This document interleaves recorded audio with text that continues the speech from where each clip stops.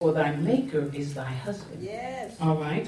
And you'll know the scripture goes on and says, and he is the Lord of hosts, he is your redeemer. Amen. Isaiah 62:5 says, as the bridegroom rejoices over the bride, so shall thy God rejoice over thee. And so he's really presenting what is prophetic at a time of right now.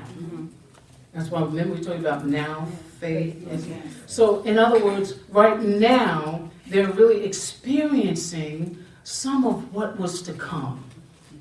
So I want you to see this because I'm going to tell you a little bit about 19. The number 19 I was kind of excited about because we have been teaching all along about the number. How many have my book on Numbers? Okay, so we teach from the spiritual perspective of Numbers so that you have just a little bit of insight.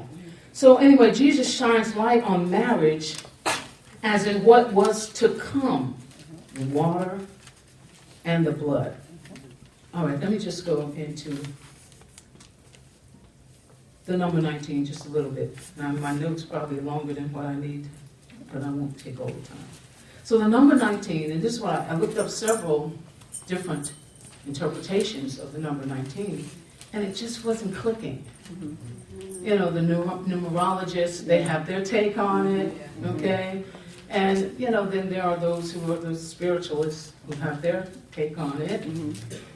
And so, of course, I went to the Hebrew. If you really want to know how things began, shouldn't you begin with who began it? Yeah. Exactly. So it has and it includes two things. Now watch this. It is significantly defined by faith and hearing. That's keeping it simple, isn't it? Yeah. The number 19 in Hebrew was meant to illustrate the fact that one must have faith in Christ and his cross. Haven't we been teaching about faith? Yes. I said, wow, so we've already entered into the year before it even came.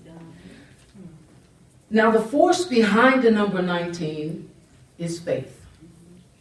In other words, throughout this year, you're going to be literally encountering a challenge for your faith. This is the year for faith.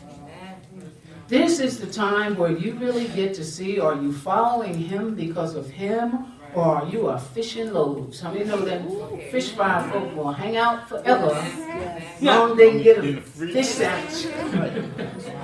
But there are those who were there for more than just the fish and the loaves, because something had happened with their faith. Glory to God.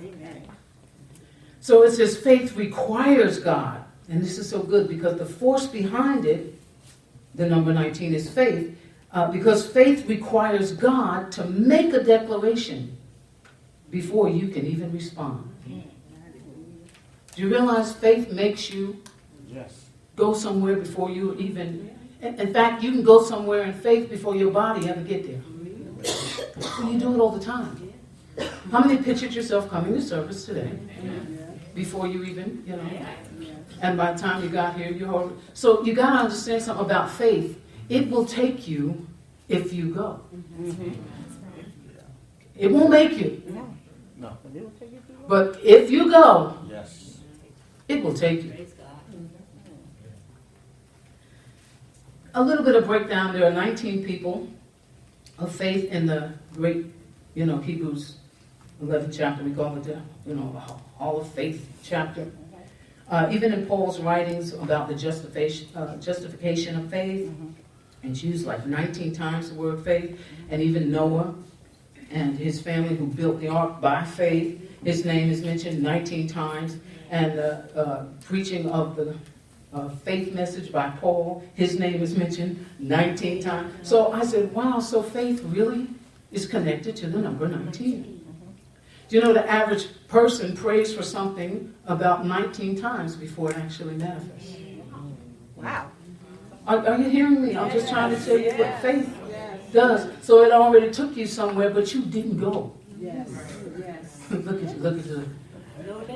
You see what I'm saying? On average now, I'm not saying sit around now and start counting how many times I say that. How many are getting some? So then faith literally will rise up throughout this year in a way that you've not experienced it before.